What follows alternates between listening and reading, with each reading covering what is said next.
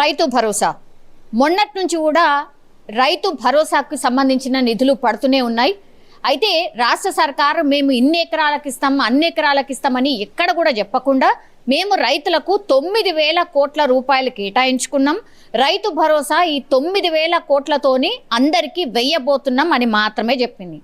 వారం రోజులు ఈ 9 రోజులు ఈ వారం 10 రోజులల్లో మేము ఈ 9,000 కోట్ల రూపాయలని రైతుల ఖాతాల్లో వెయ్యబోతున్నామని రాష్ట్ర సర్కార్ చెప్పింది. అందులో భాగంగానే ఎవరైతే పంట సాగు చేస్తున్నారో వాళ్ళందరికీ కూడా రైతు భరోసా నిధులు పడుతూ ఉన్నాయి. చాలామందికి ఫస్ట్ నుంచి కూడా మొన్న లాస్ట్ సోమవారం నుంచి ఈ నిధులు విడుదల స్టార్ట్ అయింది.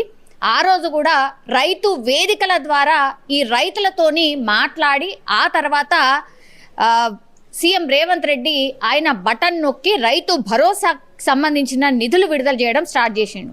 అప్పటి నుంచి కూడా రోజు ఎవరో ఒక దాంట్లో ఈ రైతు భరోసా నిధులు పడుతూ వచ్చినాయి. ఎందుకంటే 1 ఎకరం నుంచి స్టార్ట్ చేసి ఇప్పుడు నిన్నటి వరకు కూడా 9 ఎకరాల లోపు రైతులు ఎవరైతే ఉన్నారో 9 ఎకరాల వరకు కూడా రైతులందరికీ కూడా ఈ రైతు భరోసా నిధులు పడ్డాయి. మనకు తెలుసు ఎకరంకి 6,000 రూపాయల చొప్పున ఇప్పుడు రైతులకు రైతు భరోసా నిధులు అందినాయి. అయితే అసలు ఎవరూ అనుకోలేదు, 5 ఎకరాల లోపే అనుకున్నారు. కానీ ఆ తర్వాత నుంచి కూడా టకామని 7, 8, 9 ఇట్లా ఎవరికైతే 9 ఎకరాలు ఉన్నాయో అక్కడి వరకు కూడా నిధులు పడ్డాయి. సో నిజంగా చెప్పాలంటే పల్లెల్లో ఇప్పుడు రైతు కళ్ళల్లో ఆనందం చూస్తున్నారు.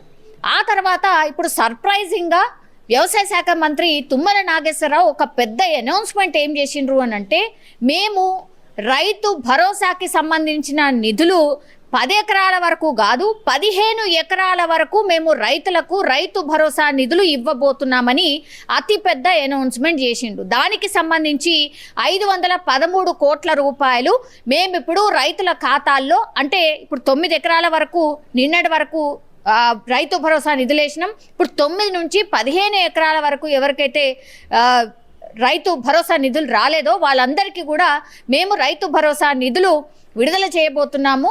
ఈ 2 రోజుల్లో వాటన్నిటిని కూడా ఫినిష్ చేస్తాము అని కీలక ప్రకటన చేసిండు తుమ్మల నాగేశ్వరరావు. ఇప్పుడు రైతులు చాలా ఆనందంగా ఉన్నారు. ఎందుకంటే వాళ్ళు అనుకోలేదు 5 ఎకరాల వరకే కట్ ఆఫ్ ఉంటుంది అనుకున్నారు. ఆ తర్వాత 10 తర్వాత ఇక ఉండదేమో అనుకున్నారు. ఇప్పుడు 15 ఎకరాల వరకు మేము ఇవ్వబోతున్నామని ఏకంగా తుమ్మల నాగేశ్వరరావే అనౌన్స్ చేయడంతో ఇప్పుడు రైతులు చాలా హ్యాపీగా ఉన్నారు.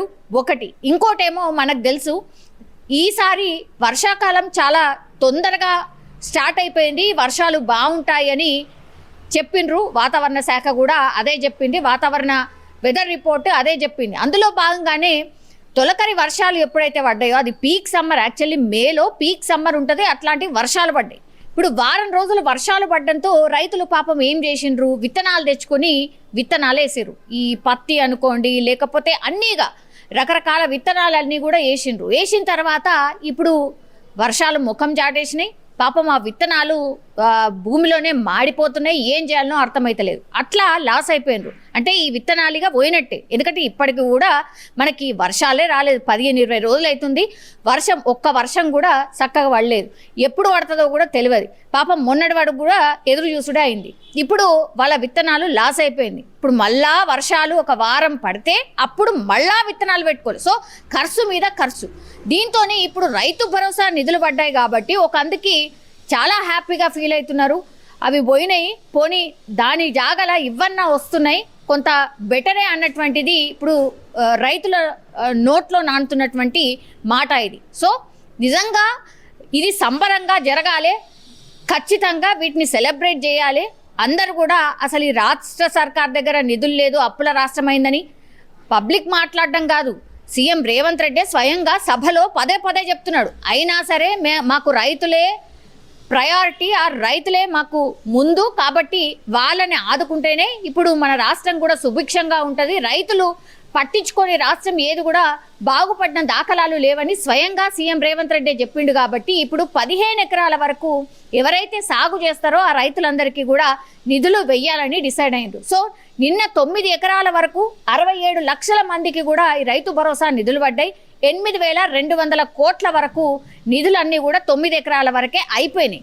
ఇప్పుడు 513 కోట్ల రూపాయలు ఇప్పుడు మిగిలిన రైతులు 9 నుంచి 15 ఎకరాల రైతులు ఎవరైతే ఉన్నారో వాళ్లకు నిధులు పడబోతున్నాయి. దీంతో ఇది సంబరంగా జరుపుకోవాల్సిందే. రైతు భరోసా నిధులు ఇంత పెద్ద ఎత్తున అందించింది ఎప్పుడూ లేదు. 10 సంవత్సరాల్లో రైతులు ఎదురు చూసిండ్రు నిధుల కోసం.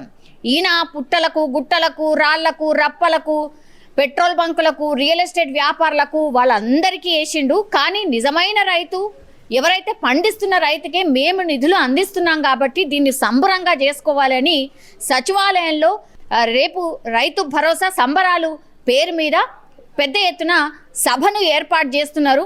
రైతులందరూ కూడా అన్ని జిల్లాల నుంచి తరలి రాబోతున్నారు. ఎందుకంటే మనకు తెలుసు ఈ రుణమాఫీ ఏదైతే 2 లక్షలు చేసినప్పటికీ కూడా ఎవరైతే రుణమాఫీ కాలేదో ఆ రైతులే పెద్ద ఎత్తున ఈ మాకు అందలేదు రుణమాఫీ అందరికీ వేయలేదని చాలా నెగిటివ్ వచ్చింది రాష్ట్ర సర్కార్కి.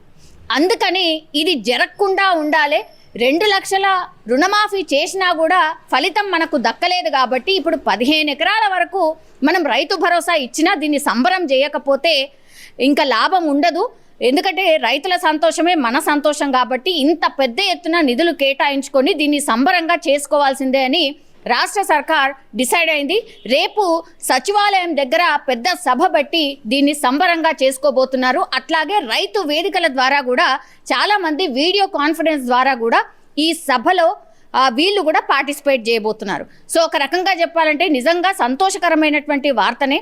రైతులు ఇప్పుడు సంబరాలు చేసుకునే దాంట్లో ఉన్నట్టే లెక్క. నిజంగా చెప్పాలంటే కూడా రాష్ట్ర సర్కారు కూడా ఈసారి నిజంగా రైతులకు న్యాయం చేసినట్టే లెక్క. నిజంగా ప్రస్తుతం ఉన్నటువంటి సమాజం దేనికి ప్రయారిటీ ఇస్తుంది? ఆర్థిక సంబంధాల చుట్టూ మాత్రమే తిరుగుతుంది. మళ్ళీ ఎన్నికలంగానే చాలా విరక్తి కలుగుతాను. మంచి అనిపిస్తుంది కదా, లేడీస్ కూడా ఛాలెంజింగ్ జాబ్స్ చేసినప్పుడు చాలా బాగుంటది. ట్రాఫిక్ అసిస్టెంట్స్ గా నియమించిన ట్రాన్స్జెండర్స్ అందరితో సాల్యూట్ చేయించుకుంటున్నారు. ఫుడ్ డెలివరీ ఇవ్వటానికి వెళ్ళినటువంటి డెలివరీ బాయ్ అనిల్ పై కళ్ళ ముందు